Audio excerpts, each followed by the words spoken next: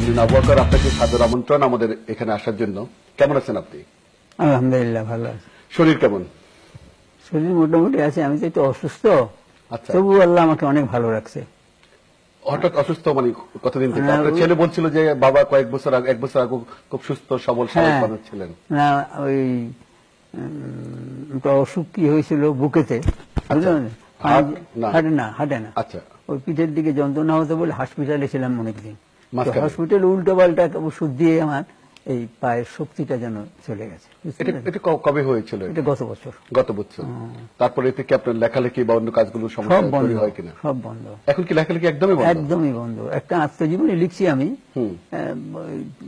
10, 12, 15 line বা 20 line 25 line এক একদিন হয়তো লিখতে পারি, কোনদিন লিখতে মন চায় না।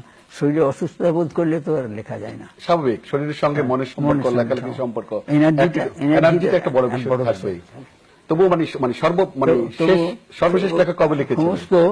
সর্বশেষ 2 বছর আগে। আচ্ছা, ওই ক্ষমা বলে একটা বই, উপন্যাস, ওইটাই আমার লাস্ট, বুঝতে পেরেছেন? ওইটা নিয়ে 200 বই আমার হয়েছে, এই 100 বই হয়েছে। 100 বই হয়েছিল, ওটা লাস্ট 100। আমি তো মনে করুন যে উপন্যাস হয়তো 85টা কি 87টা হবে। আচ্ছা, বাকি বাচ্চাদের জন্য লিখেছি, শিশু সাহিত্য আছে 4-5টা, আর জীবনী কিছু লিখছি। আর ধর্মীয় মধ্যে যেটা আমাদের, যেটা আমিও জানতাম না, 6 মাস পড়াশোনা করেছি, কারণ আমি তো মাদ্রাসা লাইনে পড়ি না। ওই সংসার সুখে রয় রমণের গুণে কাকলি প্রকাশনী আমাকে প্রস্তাব দেয় এই নামে একটা বই লিখবেন, বুঝলেন? তো 5 বছর আগে তো বইটা বেরোই, 5 বছর পরে বলার পরে তো আমাকে অনেক বইটা কিনতে হয়েছে, পড়াশোনা করতে হয়েছে। করার পরে আমি 6 মাস ধরে বইটা লিখেছি এবং খুব সাকসেসফুল হয়েছে।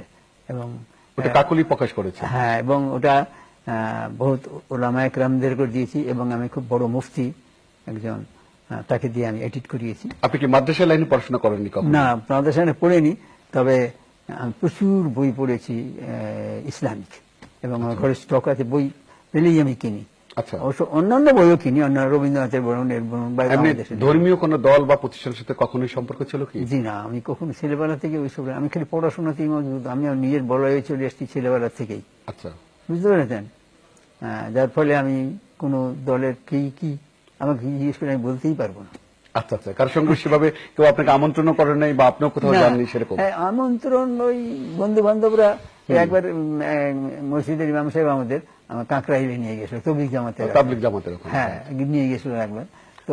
ওরা তো ধর্মীয় রাজনৈতিক দল নয় না, কোন রাজনৈতিক দল, ওলামাদের সঙ্গে বা মুফতিদের সঙ্গে খুব আমারই সৌহার্দ্যপূর্ণ বন্ধুত্ব, খুবই বন্ধুত্ব। মানে যেখানেই যাই সবাই নানা বলে আমাকে। আচ্ছা, বুঝতে পেরেছেন? এবং আমি তাদের কাছে কিছু প্রশ্ন করি যে আমার ছেলেবেলায় যেটা জিনিস সেটা সত্য কিনা, ঠিক আছে হাদিসটা কিনা। আমি স্কুল লাইফে 86টা পড়েছি, 6 হাদিস ক্লাস 9-এ পড়েছি। তখন কোথায় কলেজ করছেন? ইন্ডিয়া কোথায়? কলকাতা, হাওড়া? আপনি বলেছিলেন সেখানে আপনার বাড়ি? হ্যাঁ, হাওড়ার কাছাকাছি। হাওড়ার কাছাকাছি আমার খালু একজন ছিলেন। আচ্ছা, উনি বাংলা কিতাব সব অনুবাদ করা কোনো বসে আর কি। আপনি একটু আগে আমার সঙ্গে গল্প করছিলেন, তখন বলছেন হাওড়া আপনার ছোটবেলা কেটেছে। আপনি? না, ছোটবেলায় হাওড়াই কাটেনি। তাহলে? হাওড়া ডিস্ট্রিক্টে আমার বাড়ি, হাওড়া থেকে 40 মাইল দূর গ্রামে আমার বাড়ি। ওই গ্রামটার নাম কি? খাজুরনান। আচ্ছা আচ্ছা, হ্যাঁ, ওই মানে ওখানেই পড়াশোনা? হ্যাঁ, ওখানেই পড়াশোনা। তারপরে হিন্দুপাড়ায় হাই স্কুল, ওইখান থেকে আব্বা আম্মাও পাস করেছেন, আমিও পাস করেছি। তারপরে কয় ভাই বোন ছিলেন আপনারা? আমরা 3 বোন আর 2 ভাই, তবে 5 বোন ছিলাম। 2 জন জমজ ছিল, ওরা মারা গেছে। আপনি বড় না ছোট? আমি বড় বোন আমার 4 বছর বড়, উনি গত বছর মারা গেছেন। আচ্ছা আচ্ছা, আমি গেছিলাম দেখতে। দেখতে গিয়েছিলেন? হ্যাঁ, আমি ওই থেকে চলে আসার পরে শুনলাম একদিন ফোন আসলো যে বৌমা, তখন এরকম করে বলতো যে ফরিদুল বাংলাদেশ দিয়েছে তোমাকে দেখার জন্য। আমার ডাক নাম ফরিদুল। আচ্ছা, ফরিদুল। হ্যাঁ হ্যাঁ, দেখলো। আমি টাকা পয়সা কিছু দিলাম চিকিৎসার জন্য ভাগনাদেরকে। তারপরে চলে আসলাম, যখন এসে একদিন ফোন আসলো যে মারা গেছেন। উনি আমার 4 বছরের বড়। মানে ভাই বোন বাবা সবাই তো ওই পাড়েই ছিলেন, মানে পশ্চিমবঙ্গে। বাংলাদেশে আপনি কখন কিভাবে আসলেন? বাংলাদেশে আমি আসছি 64-এ, যে 17 দিনের যুদ্ধ হয়েছিল কলাইকুণ্ডা। এই যুদ্ধের সময় আমি কলকাতায় ওই আমার ছোট বোনের স্টুল পরীক্ষা করতে নিয়ে গেছিলাম। গ্রাম্য ডাক্তারের একটা শিক্ষক, উনি ওস্তাদ। তখন আপনার বয়স কত ছিল?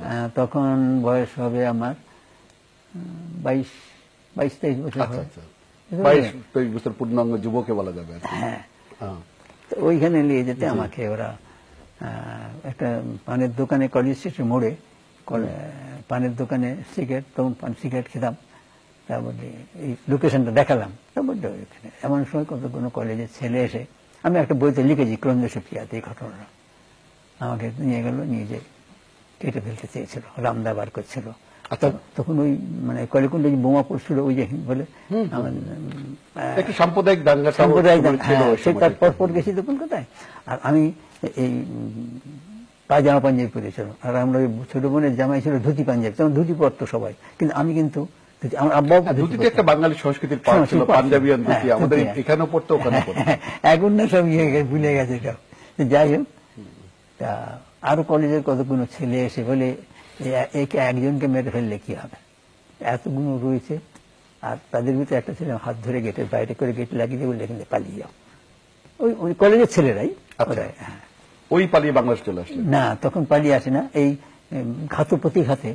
তারপরে আমি একটা স্বপ্নদৃষ্ট, এটাও আমি একটা বইতে লিখেছি, বুঝতে পারলে, স্বপ্নদৃষ্ট হয়েছিলাম যে তুমি পাকিস্তান চলে যাও, মানে পূর্ব বাংলায় চলে যাও। পূর্ব বাংলা আমাদের এখানে। হ্যাঁ, তখন এখানে পূর্ব পাকিস্তান ছিল। তখন আমি ওনাকে প্রশ্ন করেছিলাম, যিনি আমাকে আসতে বলেছিলেন, আমি প্রশ্ন করেছিলাম যে আমি বাপের বড় ছেলে, সংসারে হাল আমার হাতে, আমি একজন উপার্জনক্ষম, তা আমি চলে গেলে বাড়ির ছোট ভাই আছে একটা, তা বললেন নাও তুমি, আমি সেখানে কেউ নেই, আমি যাবো যে। আর আমার একটা ই ছিল কি, আমি কোথাও গেলে আমি স্ত্রীকে নিয়ে যাব। তবে সমস্ত মুরব্বীরা বলে, কতদিনে আপনি বিয়ে শাদী করেছেন? হ্যাঁ, বিয়ে হয়ে গেছে। আচ্ছা, 4 বছর বিয়ে করে। আমি যখন আসি তখন 4 বছর হয়ে গেছে বিয়ের বয়স। প্রেমের বিয়ে ছিল কি না? জি, প্রেমের বিয়ে না পছন্দের বিয়ে?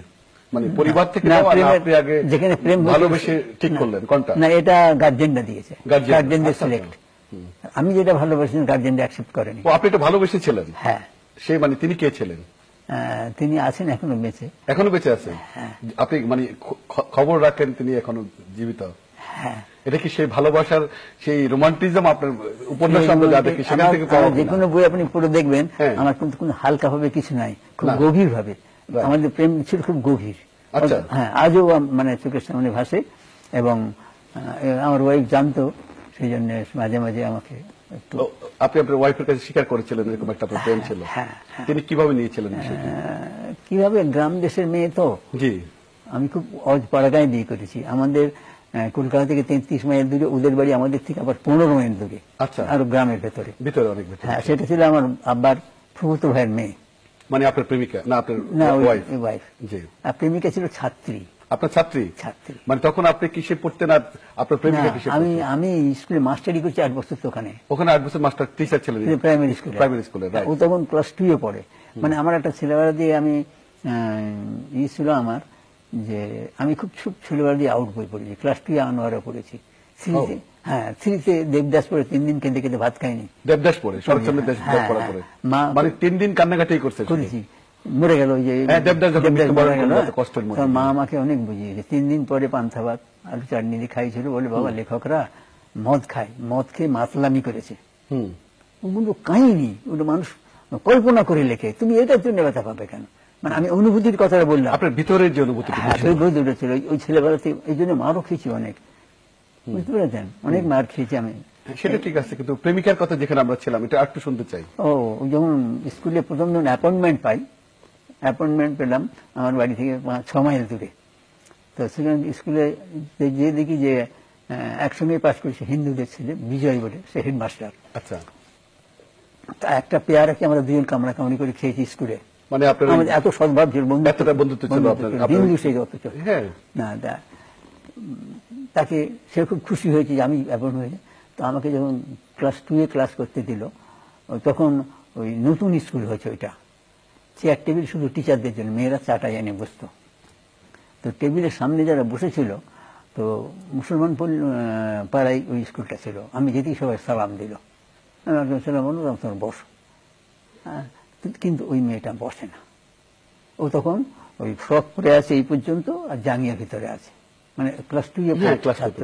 কিন্তু খুব, তো আমি যে মনে হলো ওকে দেখে, ও কিন্তু বসে আমার দিকে তাকিয়ে আছে, আর আমি ওকে দেখে মনে হলো যে আমার জীবনে লাইফে যে জিনিস আমি খুঁজে বেড়াচ্ছি সেইটাই যেন এইটা, বুঝতে পেরেছেন? জি জি জি জি। হ্যাঁ, তার পাশের মেয়েটা উর্মি, ওর নাম ছিল, পরে জানছি, ও হাত ধরে বসিয়ে দিয়েছে, বলে এই রহিমা বস, ওর নাম রহিমা।